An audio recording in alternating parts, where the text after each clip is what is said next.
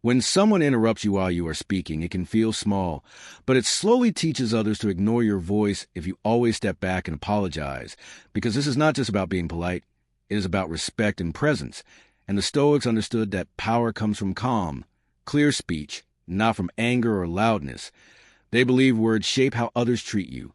So instead of going silent or giving up your space, you can calmly take it back by using simple, steady language, first by saying listen, which naturally makes people stop and focus, then by saying important, which tells the mind that what you're saying matters and should not be ignored, and finally by grounding your words in the moment so people understand that what you're sharing needs attention now, not later.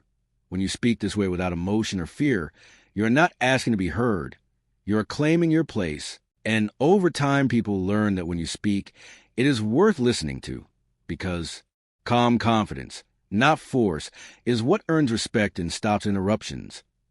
The third powerful word is now, because now cannot be ignored or delayed.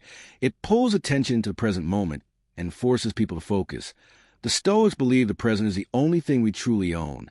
So when someone interrupts you and you calmly say, now let me finish, you take control without anger. But many people ruin their authority by saying sorry when they're interrupted, because sorry sounds polite, but it slowly teaches others that your voice matters less. Every time you say sorry, you give away your place in the conversation.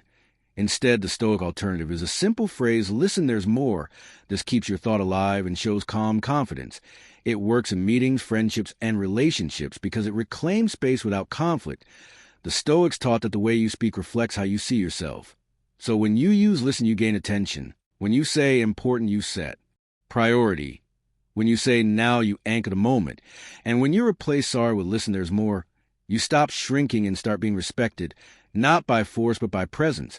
Because true authority comes from calm self-control, not loud words. And when you carry yourself this way, people naturally listen.